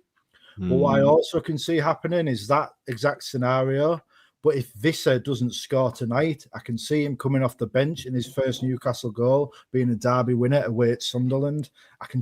There's a narrative there for me, and I am a fan of the narrative. And maybe if he does not score tonight, maybe I'd be tempted to get Visser on a free hit.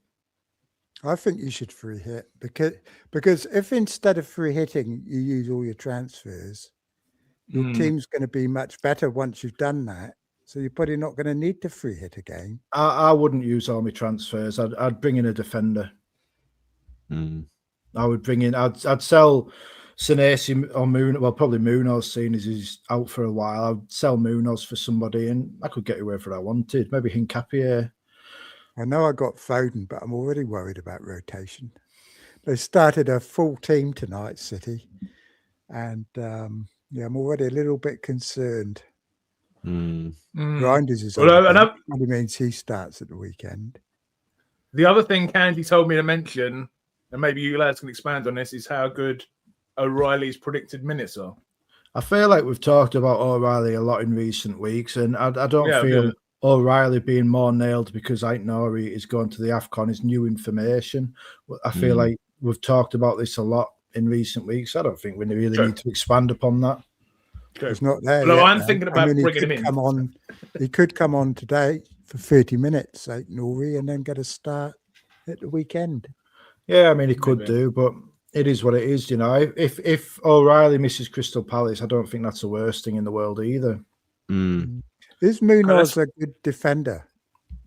I know he's a good attacker. Is he a good defender? Is he going to hurt Crystal Palace's?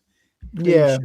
He's got DEFCONs on a few occasions this season, which is, I mean, he is the engine room of that team. Yeah. Is Daniel Munoz. He's got DEFCONs on 3 occasions, and he is going to be a massive miss. They're already missing Ismail Assar. Maybe he'll be back at the weekend.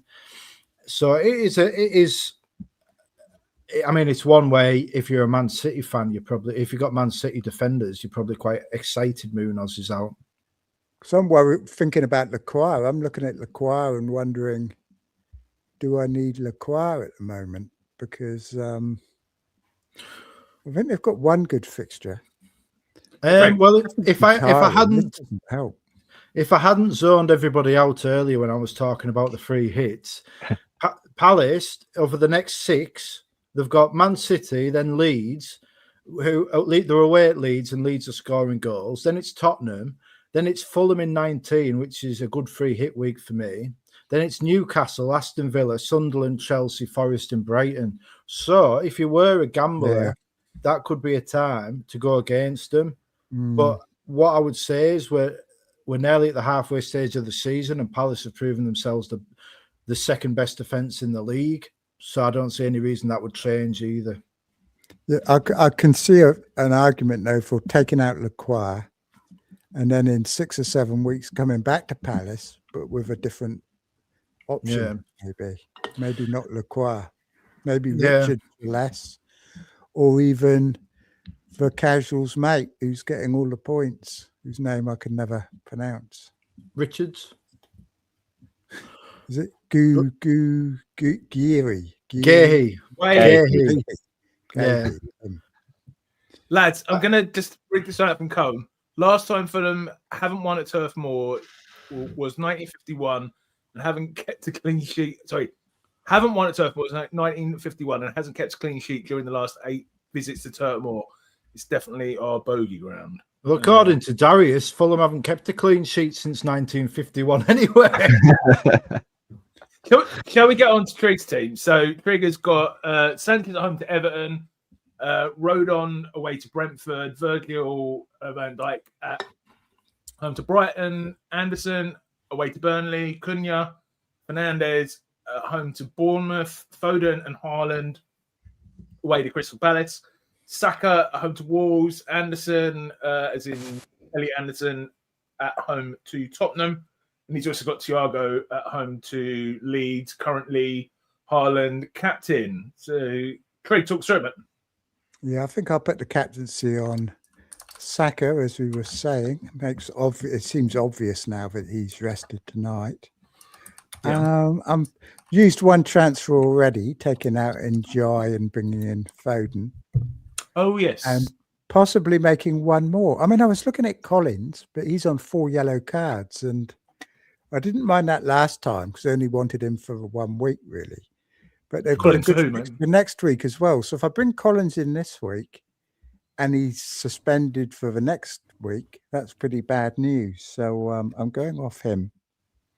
I can't really find anyone I want for Rodon. Okay. Probably. But you've got 1.2 in the bank, haven't you? Yeah. So I can't go to Timber or anybody like that. Or I possibly could afford Lacroix to Timber. I haven't really considered that. That might be an option. Because the advantage of keeping Rodon is he's only 4 million. So it's good to have one of them, I think, for give you more money elsewhere, doesn't it? But I'm pretty happy with the midfield. 2 weeks' time, I'm looking at Anderson to Szoboszlai, if he's still looking good. I might even take out Foden in a few weeks, but I want to wait until after that West Ham game.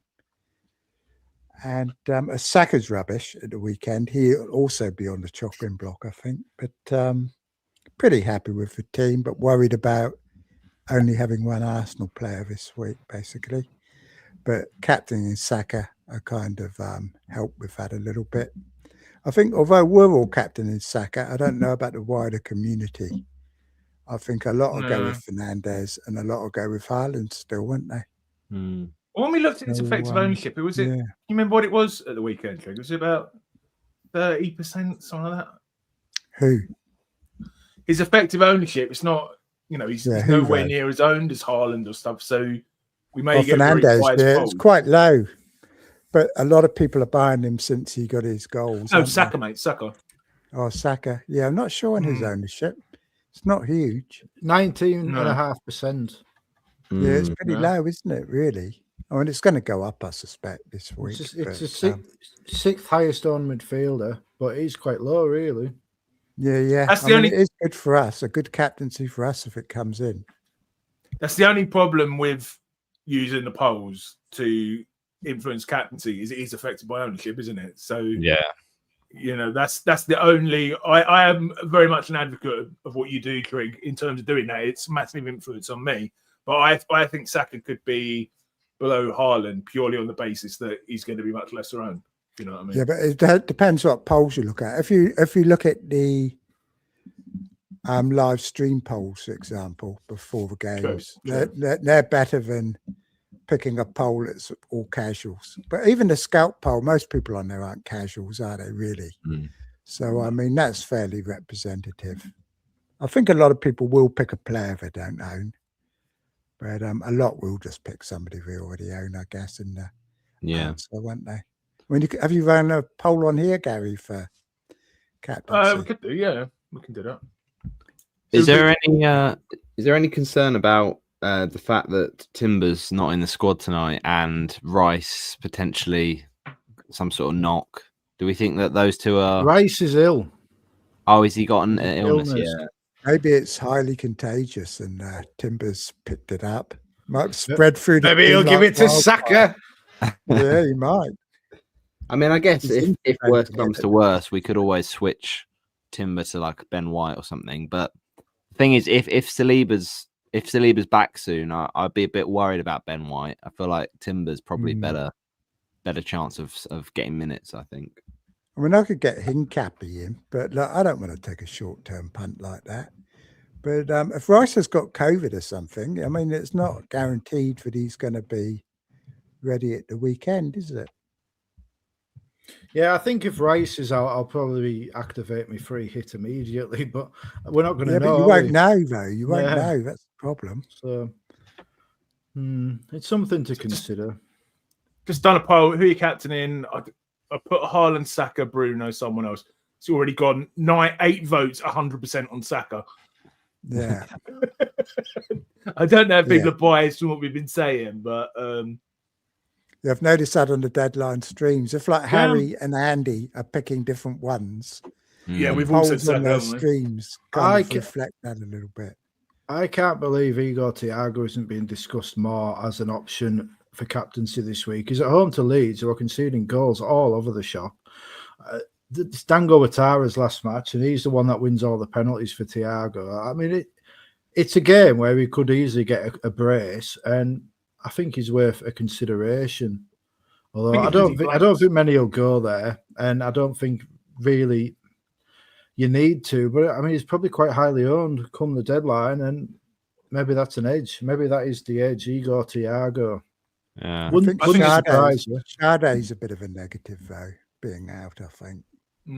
Maybe. I think when it comes to captaincy, like not enough of us have got the big balls to follow through on some of these teams. If they're outside of the top so-called big 6 teams, like we just don't see it often. You know, going for the players from those teams, which I think, as you say, Andrew, I think maybe we are missing out on opportunities. But it's just the fear that gets us, and it makes it hard to sort of go for it because we just think, well, can we trust these teams to always win? But in that game, Brentford's home form has been very strong, hasn't it? So what I would say also is that Thiago has got 3 times as many double-figure hauls as Bukayo Saka this season. Saka does because he worry blanked me a last little game bit. week. I reckon it's because Saka's share of Arsenal's goals isn't that high, is it? When you compare it with Thiago's share of Brentford's goals, and that's why I don't really like Saka as an option. But I'm going there, but I'm not really, never really confident in captaining Saka. But we'll see what happens. Okay, well, let's go on to my team. So I currently am starting Dubravka at home to Fulham, Anderson away to Burnley, Timber at home to Wolves, Rodon away to Brentford, although he probably might be one of my transfers. Fernandez and Cunha at home to Bournemouth, Foden Holland at Crystal Palace, Minter away to Liverpool, Saka at home to Wolves, who probably will be my captain. I just haven't updated this yet. Thiago against Leeds and Haaland away to Crystal Palace. Our teams look quite similar, don't they, Trig? That's because you bought all my players with your 3 transfers that you had last week. You didn't have Foden. You bought Foden in since. You're copying me. Yeah, I bought Foden in and you bought Thiago and Cunha in, I think, didn't you? Yeah. So I'll be honest. Converged a bit now. Yeah, but as you said, Trig, I feel like I used free transfers last week, and I feel like I could sort of use them to bring in a lot of the players like Foden, like Thiago, that people didn't have, would already have, would be bringing in. And in Cunha, I made a move which potentially a lot of people will be making in game week 17. So my thoughts are either maybe go Rodon. I only want to use one. There's no big player I want to bring in, but I don't want to waste a transfer. Either Rodon to someone like Van der Berg, or probably more exciting, because I don't like having 2 Crystal Palace defenders because they're great when they've got a good fixture, but when they've got a bad fixture like this one, you've got to bench them. Lacroix to someone like maybe O'Reilly. Yeah, that sounds a good What do you move. reckon? Yeah, that sounds a good move, I think. 'Cause Mm. even if you don't use O'Reilly this week, he's there. I mean, they've got West Ham, haven't they, coming up? Yeah. So if you didn't have to make a transfer, Gary, would you actually save this week, do you think? If I was only on one, yeah, I probably would, yeah. But So you don't feel like you need... You're quite happy playing Rodon, are you? You're happy enough playing not Rodon? really, not really. I want to make one of those transfers, but they're marginal gains, aren't they? I'm not going to get massive amounts by bringing in Van der Bergen or O'Reilly, I don't think. That's what I'm finding. But it's a nice position to be in. Yeah. There's just like no real players standing out to me this week in defence that I want to bring in. I'm not really happy playing Rodon. Yeah. Yeah, I'm not happy playing Rodon, but who else do you bring in? It's like Collins is on 4 yellows. That's putting me off him. I guess you're going to say Petrovic is the best decision out of him and... Sorry, Dubravka over him and Petrovic? Dubravka's best, I think, isn't he? Yeah, out of those two. I think so. That could well be 0-0 the Burnley game, I think. You could hedge your bets and play Petrovic, and then at least if Fernandez and Cunha blank, it might be a clean sheet for Petrovic. It's unlikely, isn't it? Yeah. So I'm quite happy. I'm under 5k or whatever. Got the 5 free transfers. Don't need to do too much. So yeah, I'm pretty happy with that. So you're playing defensively like I am, are you? With much for hatred of D unit. You just want the same players as everyone else, don't you? Really? Because nice. Yeah, but on the lock-in, we can just take the piss out of him for being 150. Maybe be 150 points ahead of him. You could do Minter to Szoboszlai would be a nice transfer, I think. Yeah, I don't know. I think Szoboszlai's put me off with I had him in my free hit, and he. I know it's biased, and I know it's stupid, but he blanked me on the free hit. I'm gonna end this poll. So it's actually fairly split. It always disappears when I hit that button. I don't know why I don't read out the poll results before I hit that button. Can anyone see the poll results? It's completely disappeared for me. Saka 52, Haaland 31, anyone else 15, and Bruno 2. It's very low. A lot of votes. We don't normally get that many votes, do we? Yeah, 46. No, we got 150 watching, mate. So you've got quite a few watching. Surprised by that? I mean, I think that's surprised Bruno's so low, but otherwise, I think that's fair enough. I'm not surprised by that at all. Like this podcast goes out to only the best, most engaged managers in the FPL community, and they are all aware that Saka is the best captaincy this game week, and going against him is a risk. I feel like say our three channels have a lot of mutual views, all geared towards the brightest, most beautiful people in the FPL community. There you go. Okay. Right. So let us move on to something that FPL Nightmare wanted to discuss. So I'm going to hand over to him to introduce this section. Well, we just need... What I'd just like to do is a friend of the channel, Steve-O from Elite FPL, has deleted his account, his FPL account this week. So I'd just like to take a moment's silence to reflect on a storied FPL career. Right, now we've done that, I want to talk about what it means to delete the account, because the reason Steve deleted his account is because the game had been affecting his mental health quite negatively for several years, and he stuck around. He carried on playing because he felt almost like an obligation, perhaps because he's a YouTuber, perhaps because he had thousands of subscribers and he felt like he owed them. You know, perhaps because it was part of his routine and he didn't know how to break it. And he has now deleted his account. And as you can see, 21 days, he could be back. Will he be back in 21 days? I would predict so, but maybe not. You just don't know. But I just I thought don't it's think well, you say that now, but FPL is an addiction, and the addict always needs a hit. And we'll see how it goes. There's a lot of football over the next 21 days.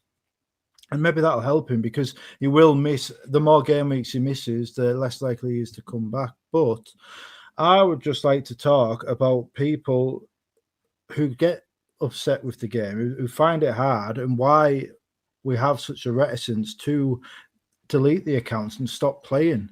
Because ultimately, it is a game of fun. It is a game. It is meant to be a puzzle of a challenging puzzle where you're competing against, loads of people, and a lot of it does come down to luck. And if it is affecting you, why do we, as a community, think it's too hard to just delete our accounts? Well, Roberto, I think the thing is, a lot of people, like you were saying, Andrew, they have like skin in the game, so they have friends that play it, and it's almost like it's a social thing sometimes as well for a lot of people. So then they think, oh, if I delete this, I'm going to be out of the loop. I'm going to be a bit more isolated potentially. And I guess also, like you said, it's just a routine for a lot of people. So if they sort of go out of that routine, they just don't know what they'll do to fill their time that they had sort of reserved for that hobby. So I think, yeah, it is a thing where people do it.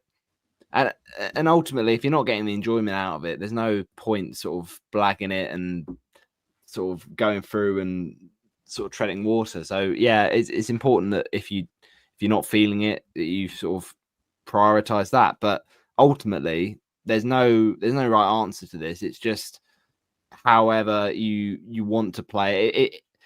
It is a frustrating game, but as we've said probably in previous videos, ultimately the sort of outcome of how we play the game is not in our control. As much as we want to believe it is, we take a punt, and everyone takes a punt and hopes that the sort of odds fall in our favor, but nothing's guaranteed, and we just have to sort of let the game in a way play us a little bit. And if we don't enjoy that enough, then it's worth sort of kind of shortening our time playing it, because otherwise it's just not a healthy thing for anyone, really. Yeah, I know what you're saying there. And the thing about Steve is he has done that. He stopped making videos, he stopped watching FPL content, and he still felt he needed to take that final step to cut it out of his life completely. And that's okay if that's what helps. But for me, like Trigger, you are the most experienced fantasy manager of all of us. Have you ever had a situation where you felt like you just wanted to stop playing the game? And if so, what made you decide not to? Well, I actually did. I had one season where I stopped playing I think it was about March, and I just stopped playing it for the season. I didn't delete my account. I thought about deleting my account, but then I thought, well, why bother? Just stop playing. And so I stopped playing. There's 1 year in my history where I think I finished about 2 million. And that's the season that I just gave up playing it. I think it was when there were no one was allowed in the stadiums, and I just couldn't be bothered with it. I just couldn't be bothered with it. And I thought, well, why not? But I mean, it seems like such a huge step, doesn't it, to delete your account? But you could always just go and open another one, to be fair. But I guess you lose your history, and it might not feel the same. But it's interesting they've got this 21-day hook. Like, they don't want you leaving, do they? They've got this 21-day hook in there to get you back. I didn't notice that before. So maybe Steve-O will be back. How many emails? He's probably get a load of emails bullying him into coming back. I mean, personally, it would leave a big hole. It would leave a big hole if I deleted FPL. I don't know what I'd do with myself. The amount of time I spend thinking about the game or doing videos and all of that sort of thing. I mean, for Steve-O, it would be the same, wouldn't it? No. It was a big part of his life, wasn't it? Doing all that. everything else. And so that's what Roberto was saying as well about like losing the friendships.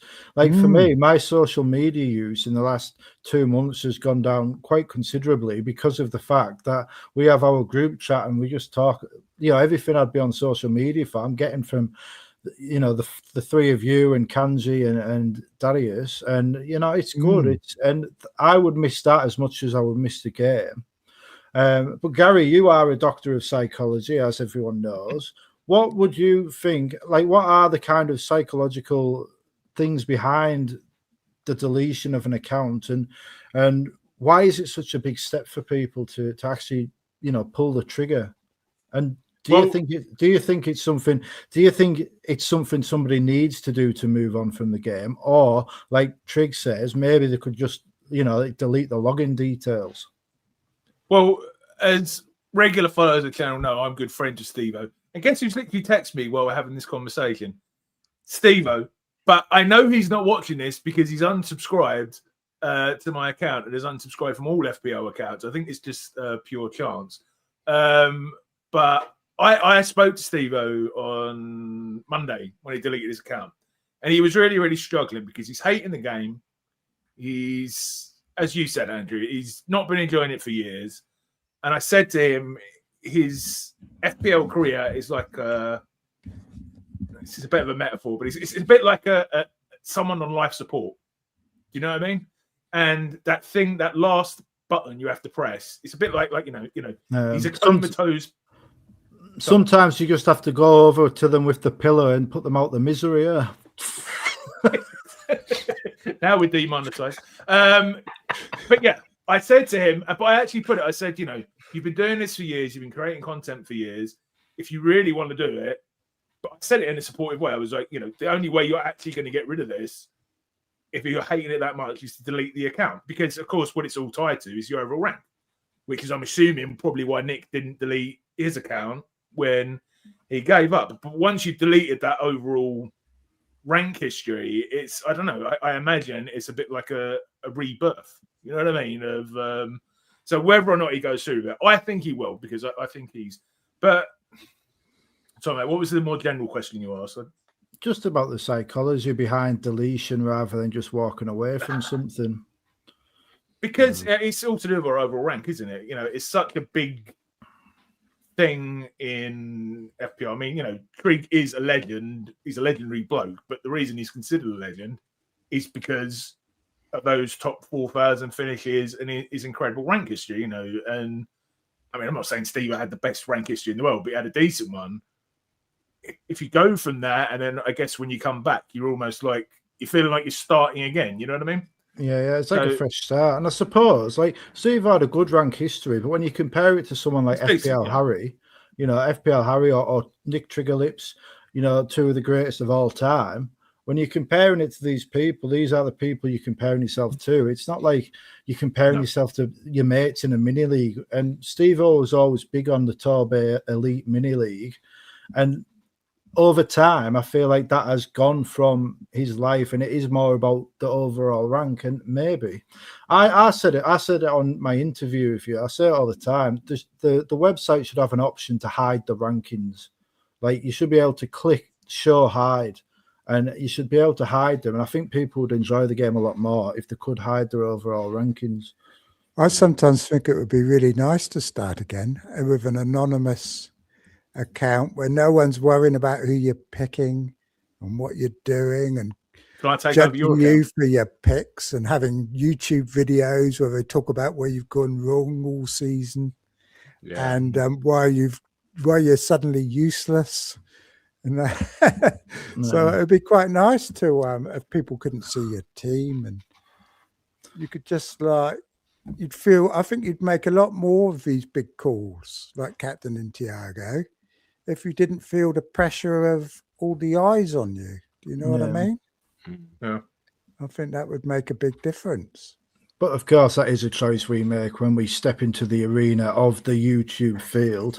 And, and us gladiators, perhaps, and this ties into back to Nick Triggerlips, who has received an unfair amount of criticism on his own channel in recent times. And look, I just say this. Back in a sec. I just say this quickly, like we all like a bit of banter, but when it's incessant taking the piss out of someone and there's no sort of praise or anything to go with it, it can get a bit much for people. And I do know that Steve-O did get a lot of grief on his channel in the comments. And has that contributed? I don't know. But I also know that recently Trig is getting a lot of banter that is, when it's a joke, it's fine. But when you've got like, I've got 2 kids, and if I laugh at something they say because it's funny, then all they want to do is repeat that same joke over and over and over.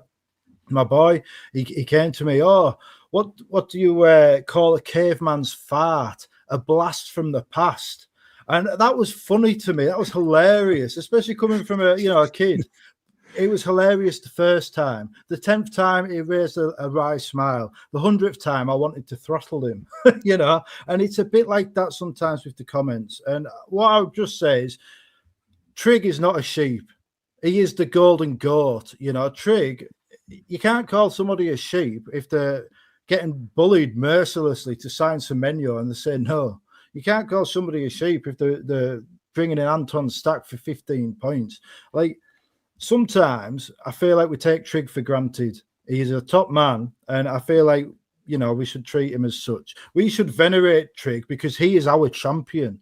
When we step into the gladiatorial field, Trig is the one at the forefront of it all, leading us into war against the rest of the world. And I feel like sometimes, maybe just for now, we just need to give Trig a bit more support and a bit less banter, because I'm quite used to. No, I like all the banter and that, but I'm quite used to criticism. I mean, I think it's got a lot less actually than like 5-10 years ago. It used to be even worse, I think. But it's not been too bad lately, to be fair. I mean, a lot of it's meant in good humor, but if people make comments and they don't add a little smiley emoji or something, then you can't be sure. And over the last 10 years, I have had quite a bit of criticism. So you tend to be defensive. So when someone says something, you can sometimes feel like you're being attacked, even when you probably aren't. Or I might be in a bad mood and I look at something and take something the wrong way and all that. So, I mean, I thought that video was great that you and Darius done. And, but some people watch it, I think, and they take it to heart, some of the things that D-Unit might say, and they take it the wrong way. And they don't realize that we have all this great kind of friendship banter going on.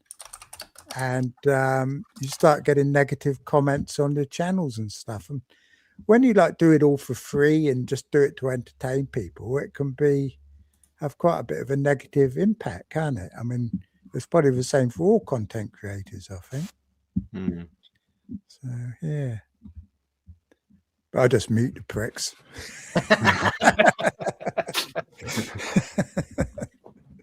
No, I agree.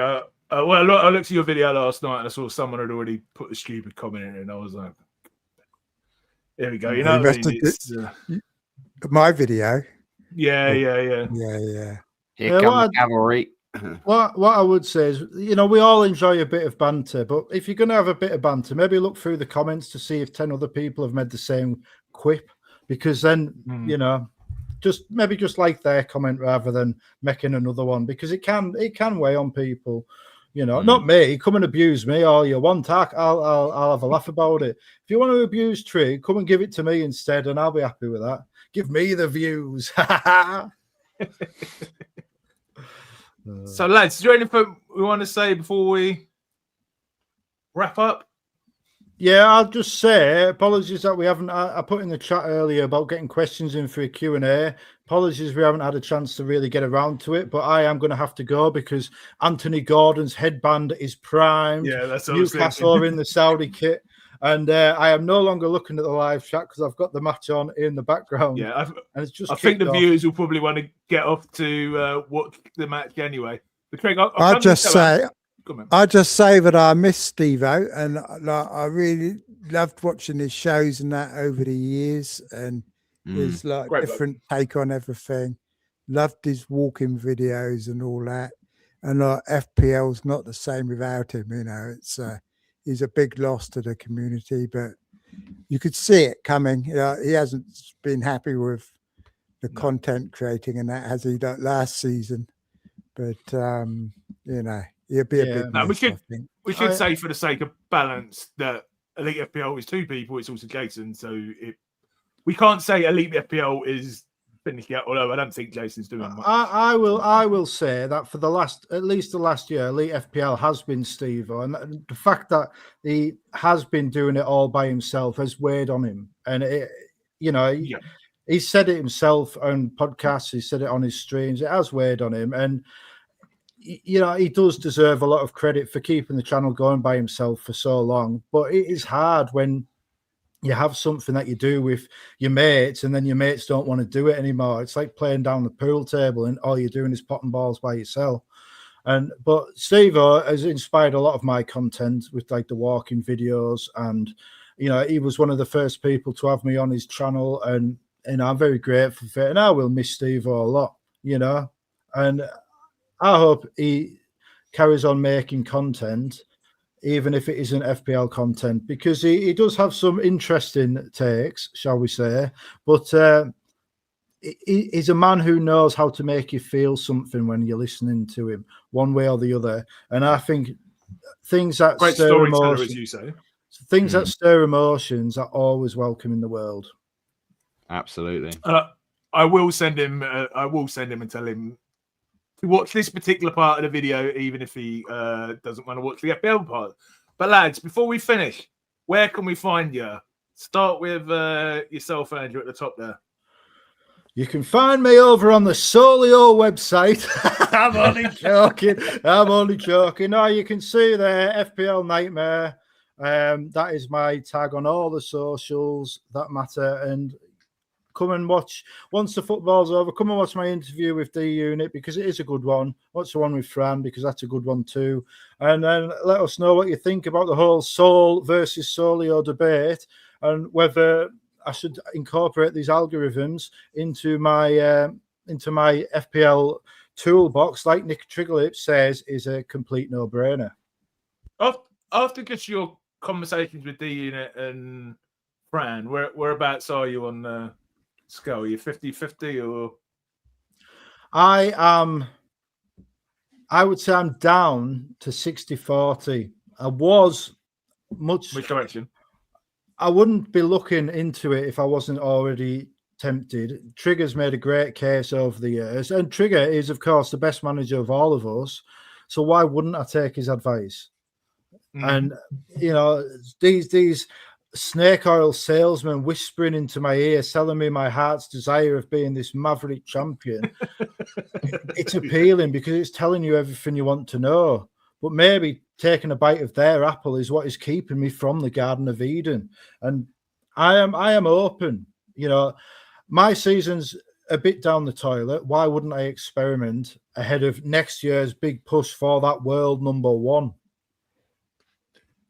Trig, we know where we can find you, but tell us anyway, mate.